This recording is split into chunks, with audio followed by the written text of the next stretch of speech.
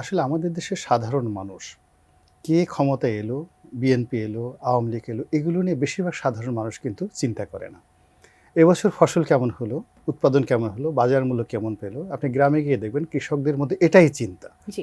এখানে ডক্টর মোহাম্মদ ইউনূস বা শেখ হাসিনা নাই, এখনও দেখবেন যে এখনও এই বাংলায় অনেক লোক রয়েছে যারা জানে না যে শেখ হাসিনা এই বাংলায় এখনও নেই।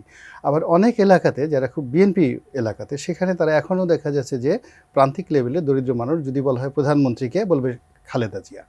তো এই হলো সাধারণ মানুষের মন এবং মানসিকতা। এখানে সংস্কার বলতে যেটি বোঝায় সেটি হলো যারা রাষ্ট্র পরিচালনা করবেন, রাজনীতিবিদ, তারা রাষ্ট্র পরিচালনা করতে গিয়ে কী ধরনের চিন্তা করবেন, কী ধরনের মন মানসিকতা তাদের রয়েছে এবং কী ধরনের তাদের ব্যবহার হবে, ক্যারেক্টারিস্টিক্স হবে, ওই জিনিসটাকে একটা শেভে আনার জন্য। তো বোঝার চেষ্টা করুন, একজন পার্লামেন্ট মেম্বার অফ পার্লামেন্ট, আমি একেবারে স্বাভাবিক অবস্থায় ধরি, তার এলাকাতে অন অ্যাভারেজে তিনি 500 লোকের 5 লাখ লোকের নেতৃত্ব দেন। তো 5 লাখ লোকের যিনি নেতৃত্ব দেন এবং তার কথায় তিনি যদি বলেন 50,000 লোক চলে আসে, এই তার একটা কমান্ডিং ভয়েস থাকে। এরকম 300 জন সংসদ সদস্য নির্বাচিত হয়ে একটা পার্লামেন্ট গঠন করে। এখন আপনি এরকম 300 জন সংসদ সদস্যের মনে, মস্তিষ্কে, চরিত্রে আপনি সংস্কার আনবেন।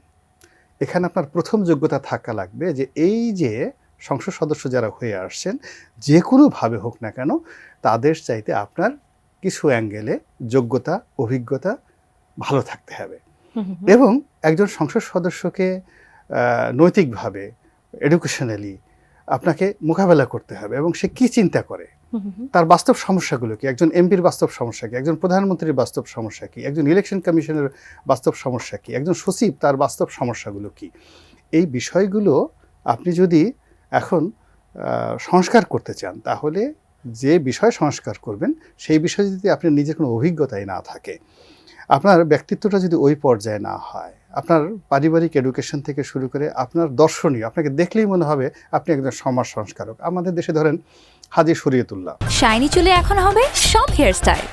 সিল্কোর দ্বিগুণ শাইনি চুল প্রতিদিন।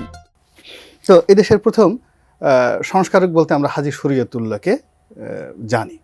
এখন কোটি কোটি মানুষের মধ্যে আপনি হাজী শরীয়তুল্লাহর চেহারাটা দিন বা তার ফটোগ্রাফটা দিন, তাকে এখনও এই 200-300 বছর পরে মনে হবে উনি হাজী শরীয়তুল্লাহ এবং উনি একজন সমাজ সংস্কারক।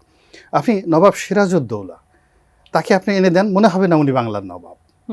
আপনি মির্জাফরকে একটা ছবি দেন, মনে হবে মির্জাফর। এখন আপনি যে সংস্কারক হবেন, এই যারা যারা সংস্কারের কথা বলছে, আসলে তাদেরকে দেখে আমার সংস্কারক হিসেবে মনে হয় না। আচ্ছা, মানে আমার মনের মধ্যে একটা বিশ্বাসী জন্ম নেয় না যে এরা সমাজ সংস্কারক, এরা রাষ্ট্র সংস্কারক, এরা বাংলাদেশের 300 সংসদ সদস্য নির্বাচিত হবেন, যার এগেনস্টে অন্তত 3000 প্রতিদ্বন্দ্বী থাকবেন।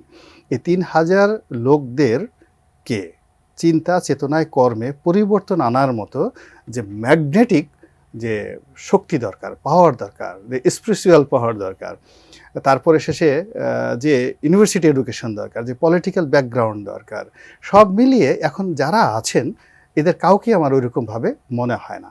ফলে তারা এই যে সংস্কার যে কথাগুলো বলছেন, প্রথম কিছুদিন খুব মানুষজন বলে নাই, লজ্জার কারণে বলেনি বা দেখি না কি করে, কিন্তু এখন বাস্তব অবস্থা এমন হয়ে গেছে যে এটা একটা ঠাট্টা মস্করার বিষয় হয়ে গেছে যে অমুকে ওটা করবে, অমুকে ওটা করবে। একটা চিন্তা করেন, এই যে মানুষ আমাদের এখন যেই লাউ সেই কদু এই কথাগুলো হচ্ছে, এটা তো আবহমান বাংলার এই যে লাউ নিয়ে কত গান, যে এই বাঙালি লাউ খায়, চিংড়ি মাছ দিয়ে লাউ খায়, তারপর সেটাতে আবার ডুগডুগি বানায়, তারপর সেটাতে আবার গান বাজায়। তো এখন সংস্কারকদেরকে সেই লাউয়ের সঙ্গে তুলনা করা হচ্ছে, ডুগডুগির সঙ্গে তুলনা করা হচ্ছে।